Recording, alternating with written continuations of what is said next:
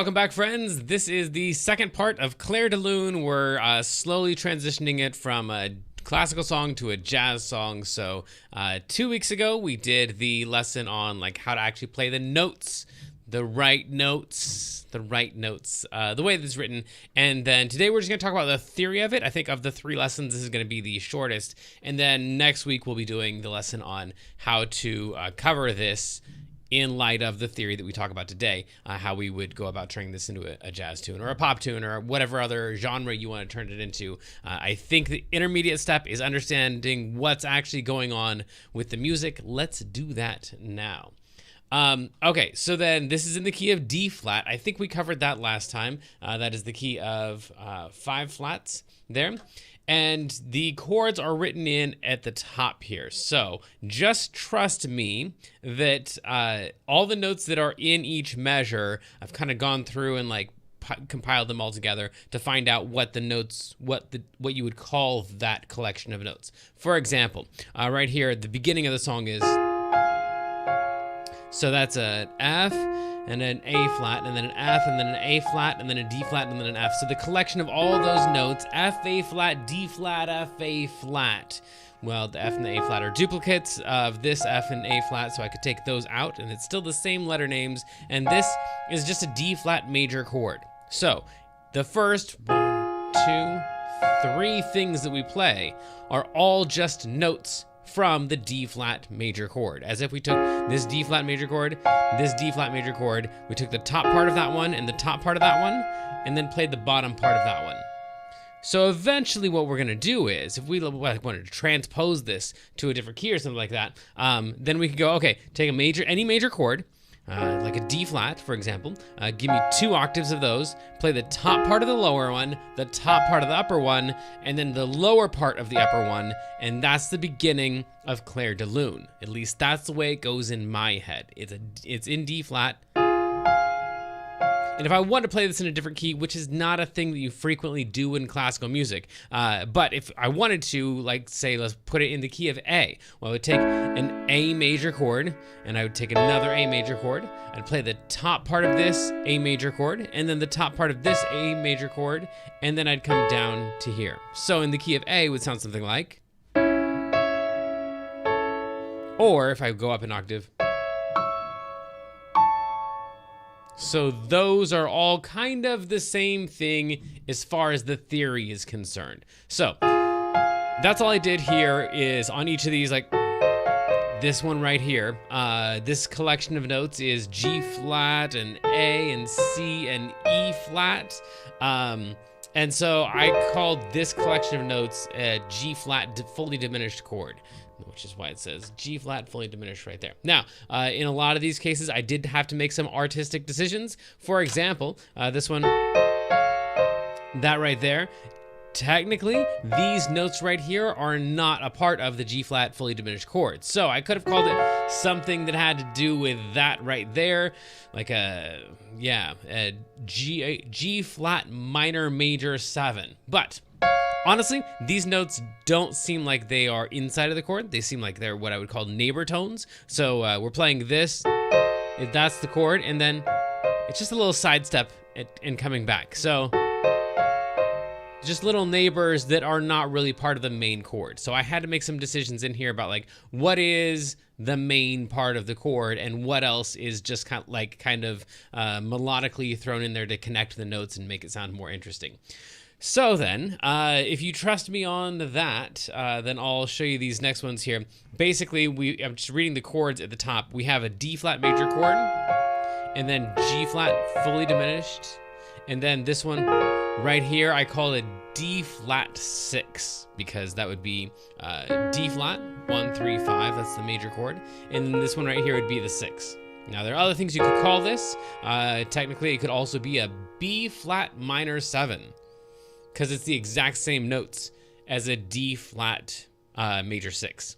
So made some artistic decisions there because the implied bass to me is either F, in which case this is D flat 6 over F, or a D flat 6 over D flat, which is just D flat 6.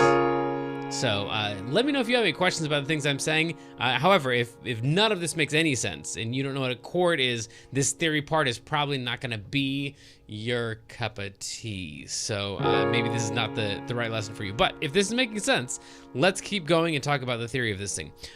So then if I put this as a B flat minor 7 instead of calling it D flat, then that means that like eventually when we do the reharmonization of this and the re-genreification of this, that's a word now, it would go and then it would go, and that's interesting. That's just not what it does in my head. Maybe it does in yours, but in my head it's more like G flat, and then that sounds more like it to me. So I'm calling it a D flat because I'm the one that's calling it. But if you prefer B flat minor 7, go for it. In fact, take all of these chords and try them with different roots and stuff, and maybe you'll come up with something really, really awesome. So we've got D flat 6, and then A flat 7 right here. Same thing again, we got some neighbor tones there. So our first 4 chords are D flat, and then G flat diminished, and then D flat 6, and then A flat 7. Cool. So with that, as long as that makes sense to you, let me check the chat and see if there's anything. No? Okay. There is one hand raised in the Zoom. Go ahead and type that into the chat if you can, and I'll get to that one. Okay, so then let's keep going here. If that all makes sense, then I'm just going to kind of run through these next chords here so we can come back and talk about how all these chords are connected. E flat minor 7. Then A flat 7, E flat minor 7, and then the F7. This is kind of the interesting, weird one. The notes for that are A natural, C, E flat, and F. So that's what I would call an F7, and I'm hearing F as the implied root there, even though the lowest note is an A. Cool. So again, you could try that with different roots in the bottom. Try it with the A in the bass and stuff. It says, what are the notes? Like the note names are all written in, just like they were 2 weeks ago in the lesson where we did the actual notes of the song. But if you mean something else, yeah, what are the notes of the song? So you probably want to go back and watch the lesson if you're wanting to just like figure out how to play the actual notes of the actual song. This is not probably the lesson where you want to try to learn that. You probably want to go back to the other one because I go through it note by note and play each one of them. Okay, so then we were at the F7. Cool. And then B flat minor 7. And then E flat minor 7. And then D flat 6. And then A flat. Cool. And then things get crazy after that. But let's just go back and talk about the theory of this so far. So what we have is, at the beginning, a D flat chord. And you're just gonna need to trust me on this in case you don't know the key of D flat. The PDF is not updated, it says. That's weird. Chat says PDF is not updated. It was for me, but I trust that it is not for you. So I don't know. I'll probably need to take care of that after the lesson, but thanks for letting me know. I'll make a note and make sure I get to that right at the end of the lesson. Where were we? Oh, yes. So, D flat, in the key of D flat. 1, 2, 3, 4, 5, 6, 7, 1. Those are the chords that we have. And then, oh yeah, you're showing me in the Zoom. Yep, that it is still from the one from last week. Yeah. Okay. I don't know. I'm going to have to look at that afterwards. I'm really sorry that that's not up to date here for the live lesson. Okay, so then 1, 2, 3, 4, 5, 6, 7, 1. It'd be the 1 chord, 2 chord, 3 chord, 4 chord, 5 chord, 6 chord, 7 chord, and then the 1 chord. If we zoom in a little bit here, we can probably do this. Close, and then we'll add in the D flat chords. There we go. Let me get this out of your way. All right, so 1 chord, 2 chord, 3 chord, 4 chord, 5 chord, 6 chord, 7 chord, and then we're back to the 1 chord. So the first thing we have is a 1 chord in the key of D flat. So that's the first thing to remember. We can write that in here. First thing is a 1 chord. Whatever key we go to, whatever we do with the song, later on, it starts on a 1 chord. All right, and let me see here. Just generalizing in each bar to have a vague idea. Yes, that is what we're doing. We're just generalizing because I'm not interested anymore in like what the right notes are. I'm just trying to figure out how this song is constructed. So it starts out on a 1 chord, and then it's gonna go to a 1, 2, 3, 4 chord. However, that would be a 4 chord, and what we have is not that chord, but this one right here. So what I'm gonna say is these notes right here, if you put G flat as the root, is a G flat diminished, which is kind of borrowed-ish from the key of D flat minor. Trust me? Maybe not. So the key of D flat minor, harmonic minor, would be those notes right there. So it would have in it a G flat and an A and a C, and it would also have an E flat. So those notes right there are actually from D flat minor, the harmonic minor scale. So then we could say that this is what we call a borrowed chord, where we just like, instead of being in D flat major, we just pretend for a second that we're in D flat minor, and we kind of slip into D flat minor, and then we come back to D flat.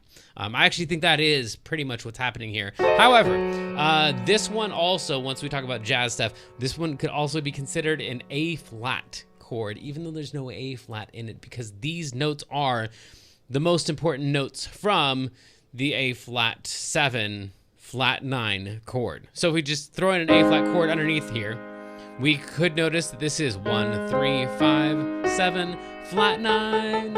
And then this right here is just the 3 again, and then the 5 again. So these two are the same as these ones right here. So if we just put this in an inversion and we put A flat at the bottom, this would be an A flat 7 flat 9, which is a really common chord in the key of D flat minor.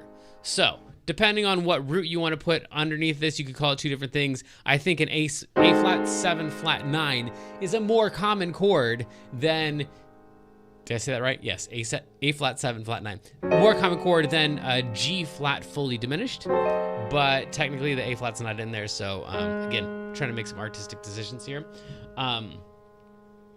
All right, cool, you're keeping up. Wonderful.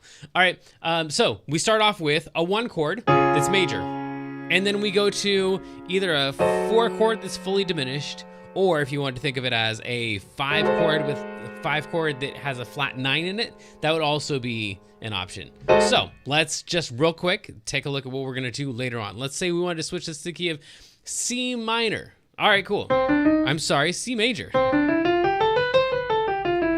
There we go. So then we start off with a 1 chord. Oh, we want to switch it to the key of C. There we go. 1, 2, 3, 4, 5, 6, 7, 1. Okay, C chord. So we'd go, and then we would go to a 4 chord and make it a fully diminished chord. 1, 2, 3, 1, 2, 3, 1, 2, 3. That would be our 2nd chord. So if we wanted to play like the chords behind Clair de Lune, it would be something like the 1 chord and then the 4 chord fully diminished. And that is kind of the same feel as the beginning of Clair de Lune if it was, you know, a slow 90s pop song instead of a classical song. But there we go. That's kind of what we're doing here. Let's keep moving. It goes back to D flat 6 at this point. And so going back to the key of D flat. So in the key of D flat, this is just the 1 chord with a 6 on it. Oh, we didn't over here. Hang on. Let's keep up.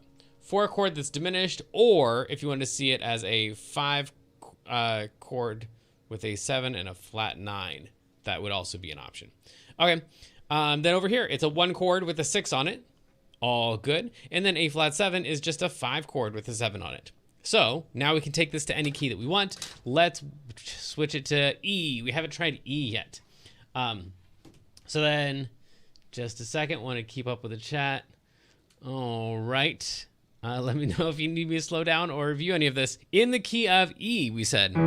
So we'd go with a 1 chord, and then we would go with a 4 chord that is fully diminished, and then we would go with a 1 chord that has a 6 thrown on it. And then we'd go to a 5 chord that has a 7 on it. So then that would be something like 1 chord, 4 chord, that's fully diminished, a 1 chord with a 6, and then a 5 chord with a 7 on it. Okay, so that's what the chords are. That's their relationship to each other. And then if we want to think of this in terms of like, why would you do that? Well, honestly, it's not that weird. I mean, as like popular and beautiful and one of a kind as this song is, these are probably the 4 most common chords you could possibly come up with. It's something akin to like Mary Had a Little Lamb is for melodies. This is for chords, with the exception that right here, we did use that borrowed chord. So that 4 chord is from the parallel minor. But other than that, it's just a 1 chord and a 4 chord and a 1 chord and a 5 chord. So if I just like made it a little bit more country, instead of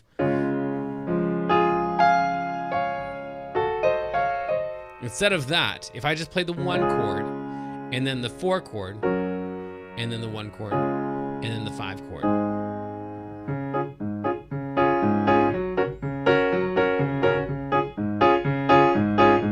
This is Clair de Lune. Without the borrowed chord. Here it is with the borrowed chord.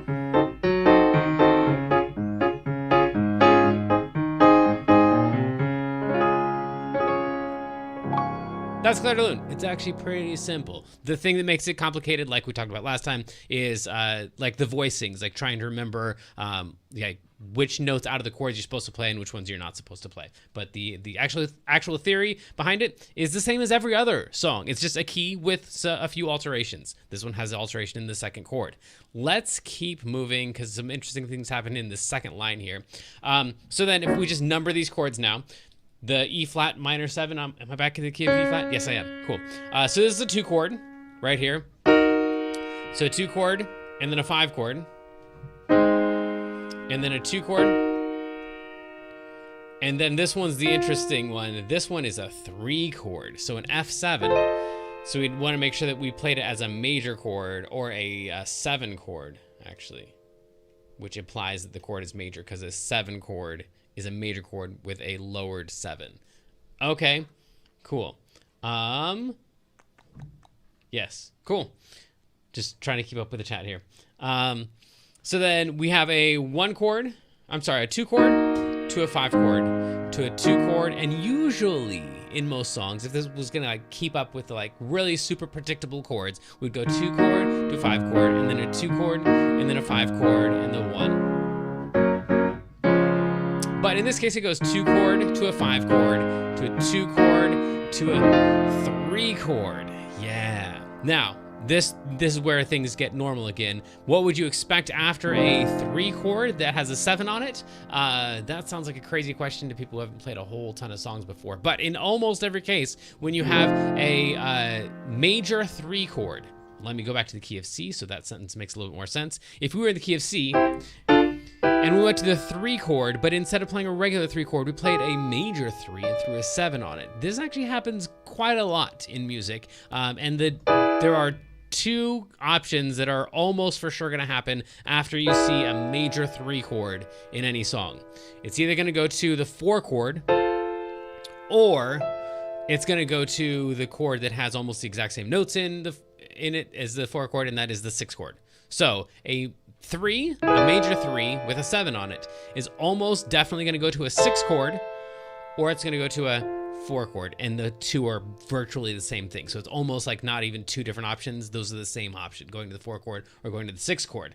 So then that's what happens here. Is this one right here is our 6 chord.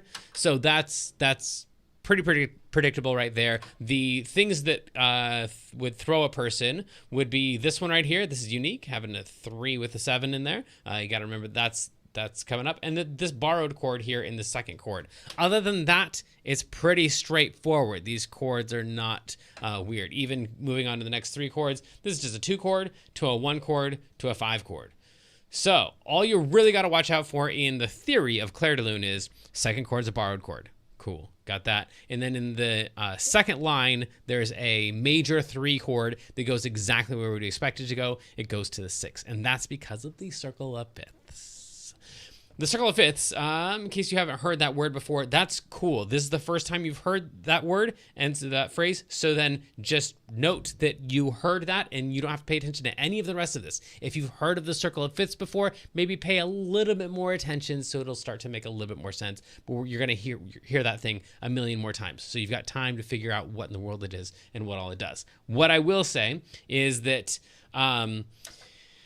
in general, if you have a chord that has a 7 on it, by the way, this is not the purpose of the circle of fifths. This is not what the circle of fifths does. In fact, I would argue perhaps the circle of fifths does nothing. It's just something we kind of discovered. It's an organization of notes, kind of like the periodic table elements. Like each one of them kind of has to go in the position that they're in. There's not too many different ways that you can reorganize the table of elements. And now I'm out of my depth because that might not be true. But anyway, this is something that's more discovered than it is created. Okay, cool. So know that. But know that if you have, for example, a C7 chord, a C7 chord is almost always going to go to an F chord. Cool. If you have an F7 chord, it's almost always going to go to a B flat of some sort. And if you have a B flat 7 chord, it's always, and so this is how the thing goes, is if you have a 7 chord, it's almost always going to go counterclockwise around the circle of fifths. If the circle of fifths is written like this, some people write it the opposite way, which is the wrong way, obviously, because I don't do it that way. So I do it the right way. But anyway, it will follow the circle of fifths, and that's exactly what we see. Is so right here, we have an F7 chord, and it goes predictably to a B flat. So it's kind of like the most obvious answer to that question. Where should we go after that? So once again, the chords we have here are D flat to a 4 chord that's fully diminished, back to a 1 chord with maybe a 6 in it, to a 5 chord, to a 2 chord, to a 5 chord, to a 2 chord, to a 3 chord, to a 6 chord, and then to a 2 chord, to a 1 chord, to a 5 chord. And both the 3 and the 5 kind of, I'm going to put it like a fermata over this. This is also called a bird's eye. It just means like you can kind of hang on to those as long as you want. As we talked about 2 weeks ago, there is a lot, there's a lot of places in here where you kind of like play it for however long you want. And so those would be 2 places that are like, have significant pauses, the 3 chord and the 5 chord. Okay, then we get into all the crazy chord stuff that I was not a huge fan of trying to memorize and didn't do extremely well, but let's talk about what the chords actually are. This is a 1 chord. This right here is a 4 chord, just a regular one. This time it's not borrowed. So the first time we went 1 chord to a 4 chord, but the 4 chord was borrowed, and so it's fully diminished. This one is a 1 chord to a 4 chord, but it's just a regular major chord. Cool. And then we go back to a 1 chord, and then we go to a 4 chord again. So this is just 1 and 4 and 1 and 4 back and forth. This is another 1 chord, but it's also a 7 chord. It's got this dominant 7 on it.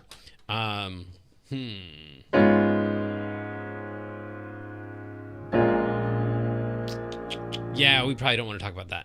Okay, sorry, making some decisions here about the theory. So then we go to a 6 chord from that one. Yeah, let's do, fine. Because we just talked about the 7 chords, and we're like, okay, so if you ever got a D flat 7, where would that go? Well, that would go clockwise through the circle of fifths. So D flat should definitely send us to a G flat chord. So of course, in our song, our D flat 7 sends us to a what? A not G flat chord. A G flat chord would be this thing right here. G flat major 7. The chord that it goes to is B flat minor, which, as we talked about a second ago, like the 6 chord and the 4 chord are kind of the same thing. So this would be like the next closest guess if you weren't going to a 4 chord after the 1 chord that has a 7 on it. If you're not going to go to the 4 chord, the one you would probably go to is the 6 chord because they're pretty much the same notes. Cool. Hang on. I'm just going to check the chat real quick. Okay. Yeah. So major 3 to 4, definitely. Yes, happens a lot in bluegrass. Yeah, and it happens a lot if you're paying attention to the theory of the songs. It actually happens a lot in a lot of genres. Let me go back and play that for you. Crud, I was in C that whole time. Okay. Well, now I'm gonna go to C. And so if we had a C, that's our major 3 to our 6. Let me see if I can play through 6. Let's try it again. 1, 3, 6. Try it again. Yeah, I feel like, oh, isn't it,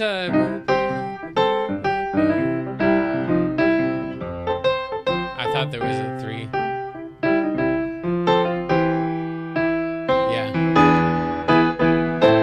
You Got a Friend in Me has a major 3 to a 6 in it, and a zillion other songs. Anyway, I'm not going to spend a lot more time on that. If you want some more examples, you can look them up or ask me later. Let's keep on moving here. So we've got a 1-7 chord that goes to a 6 chord, and then it goes from a 6 to a 2 chord, and that is the most predictable answer based on the circle of fifths. And then we go, oh yeah, the 2 chord is really, really long. That's the one that has the, so that's where we are with that thing. Yep, let's also talk about the theory of what's going on there with that voicing, because that voicing is really awesome. But real quick, let's go back and just review page 1, all the theory. We've got a 1 chord. And I'm gonna, hopefully, if this is making sense to you, it'll make sense if I zoom out too, and that way you'll be able to see all the notes I play. So, and by the way, this is also why it was so much easier for me to play the jazz version of this, or the pop version of it, or whatever version you would call that I played last time, than the classical version. Because with the jazz, it's just like, oh, well, here's the chord. You can kind of voice it however you want to. And with the classical version, it's like, no, play exactly this note and exactly this note. And if you don't, you played it wrong. So as I was thinking through the jazz version, it was just like, okay, well, here are my options for notes, and here's what I want to play versus the classical. So anyway, it's not that one is easier than the other, but one definitely has more options than the other. So we got the 1 chord, the 4 diminished, 1 chord with a 6 on it, 5 with a 7 on it, 2, 5, 2, major 3, 6, 2, 1, 5, 1, and then 4, and then a 4, and then oh, that's right.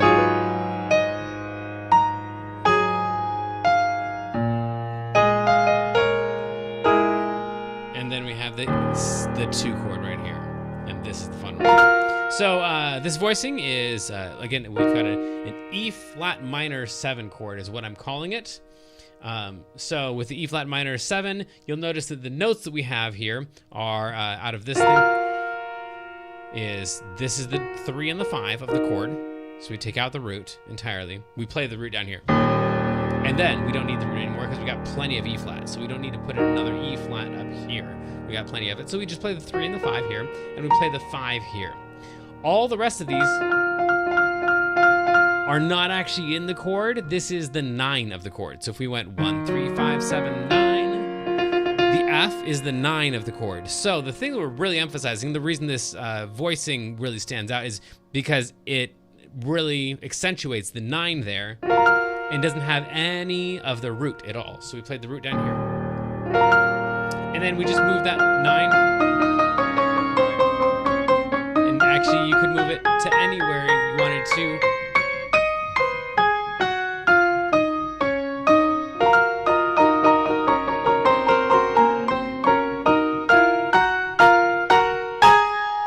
None of that is in the song. Well, almost none of that is in the song. But it's just a cool way to do it. So let's then change keys. If we wanted to play like an A minor chord, right? We want to use that same thing. Let's say we have this song. Let's put a major 3 in there just for the fun of it. So we've got a 1 chord, to a 3 chord, to a 6 chord, and the 6 chord's a minor chord, right? Cool. So we got this minor chord. We're gonna try to use this voicing on it. We said it's the 3 and the 5, and then just the 5, and then we want to do the 9s, and the 9s are what are gonna move. So 3 and 5, 5, 9s move around. So that's gonna happen on the A. I'm gonna hit my A down here, and then so.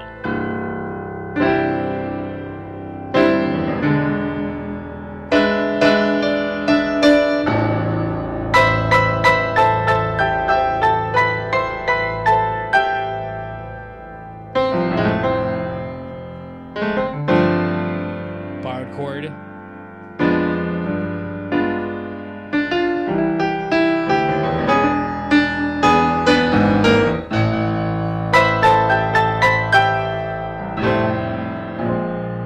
chord.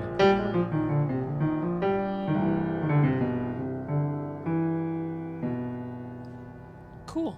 So that's how you would steal that particular voicing, and any particular voicing in the world is just try to figure out what the chord is, take your note inventory like we did at the very beginning, what, you know, all these notes together, an E flat and a G flat and a B flat and a B flat and an F and an F and an F, what does that all make together? Okay, cool, that's an E flat minor 7. So anywhere you have a something minor 7, you can use this voicing right here. Cool. I think that might be almost all that we're gonna do here. We're going to find my pen, or we're not gonna find my pen. Really? Okay, that's weird. So after that we have a 2 and then a 5 and then a 4, and then we've got this one, this A fully diminished right here. There we go. There it is. So my the A fully diminished is kind of a weird one. So let's go ahead and number these. I guess I thought it was gonna be simpler. 2 chord to a 5 chord to a 4 chord to. Is that right? Yeah. Yeah. Oh, A fully diminished, which, okay, here's a little bit more theory. It's the theory lesson, so this is what we signed up for, I guess. And let me check the chat. When moving the octave, which leads the movement, the thumb or the little finger? Good question. The thumb or the little finger? Oh, so I'm doing this thing right here where I go from the bottom to the top. And so probably the thumb would move slightly earlier than the pinky. But I think mostly for me, because I can reach an octave, I'm going both at the same time. If I couldn't reach them, if it was a farther distance, like a 10th, then I would definitely play the bottom one first and then roll up to the top. Cool, good question. Okay, so then more theory here. A fully diminished. First time we've seen this chord in the entire song, except that it's not. Because these notes, A, C, E flat, and G flat, you might recognize from the G flat fully diminished chord. Because G flat fully diminished and A fully diminished are the exact same chord, as are C fully diminished and E flat fully diminished. These are all the exact same set of notes. So then they're all G flat, A, C, and E flat. That's because this is a symmetrical chord, meaning that if you take an octave and you just split it up into 3 half steps, we'll start with C this time. 1, 2, 3, 1, 2, 3, 1, 2, 3, 1, 2, 3. Eventually you'll end up back on the note that you started within 1 octave. So this is just 12 notes split up into 4 sections of 3. Math works out on that, I think. So then if we kept going up 3 half steps, we're just repeating the exact same notes that we already played. So that means if you go C and then go up every 3 half steps, you're gonna have a C fully diminished chord. If you start on E flat and you go up every 3 half steps, then you're gonna end up with a E flat fully diminished chord, which is the same notes. And then same thing with G flat and then same thing with A. So that A fully diminished chord is not really a new chord. We've already seen that one. It's theoretically a borrowed chord. You could call this, let's see here. If we were to call this a G flat fully diminished, then that is a like a borrowed 4. You could also consider this like an A fully diminished over A flat, which is the worst way in the world to you could possibly write it. But that would also be like an A flat 7 flat 9 for all the reasons that we talked about before when we said the words A7 flat 9. Okay, cool. So we have seen that before. So you got a 2 chord to a 5 chord to a 1 chord to a fully diminished 4 chord or a fully diminished flat 6 chord, if you wanted to call it that. And then we have a G flat chord, which is a 4 chord. And then we have a C half diminished, and this one is not the same thing as fully diminished. This is where we go 1, 2, 3, 1, 2, 3, not 1, 2, 3. 1, 2, 3, 4. This is C half diminished because the bottom half of it is diminished, but the top part of it is not diminished. It does not follow the 3 half step pattern. Cool. A diminished is wrong, the chat says. A diminished is wrong, it says. Well then, hang on. Oh, A, let's see here.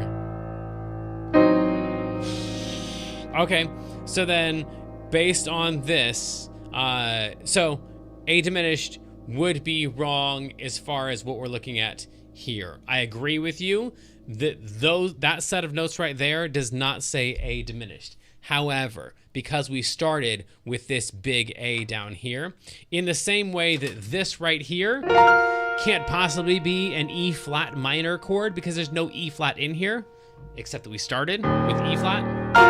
That's what turns the whole entire sound into an E flat. In the same way, if we were to play these notes here, that is not an A diminished unless you go A. And now the whole entire sound is an A diminished. So technically, you are right on the sheet music. It doesn't say, like, these notes don't spell out an A diminished chord. But the fact that A is there before probably means it's going to end up sounding like an A diminished, even if it's not an A diminished. Okay, good point, though. Thank you. So back to the C half diminished. Right there. This would be like a 7 chord that's half diminished if we're counting this in the key of D flat. And that's what that circle with a line through the middle of it is. Circle, there we go. That's like diminished, but only halfway. Cut it in half. And then the G flat, this is going to be a 4 chord. And then E flat is a 2 chord, just like it was before. And then this is the fun part right here. We've got a 1 chord and then a 1 chord that's a minor 6, which is a borrowed chord. And then a 5 chord. And then we're back to a 1 chord. But actually, this is not a part of the song. I just put that in there for conclusion's sake, like we talked about in the last lesson. So this whole last page here is a 2 chord. And then 4 chord, and then a G flat, a 4 diminished. There we go. Or all the other options we talked about before too. And then 4, and then 7 half diminished to 4 to 2, and then 1 to 1 minor 6. To 5, and then to 1. Okay, I think that is all of the chords. That's kind of how they relate to each other. Is there anything else that's weird in here? We talked a lot about the makeup of chords. We talked about the circle of fifths. We talked about borrowed chords. Yeah, that's a lot. We talked about major threes. So I think that's going to be the whole entire thing. Let me check all the chats one more time. See here. I think we answered all the questions for all the people who are live. So if you are not live and you've got questions, then fill out the survey at the end of the lesson here. And until next time, I think it's time to go explore, mess up, have fun. Rock on, friends. See you next time.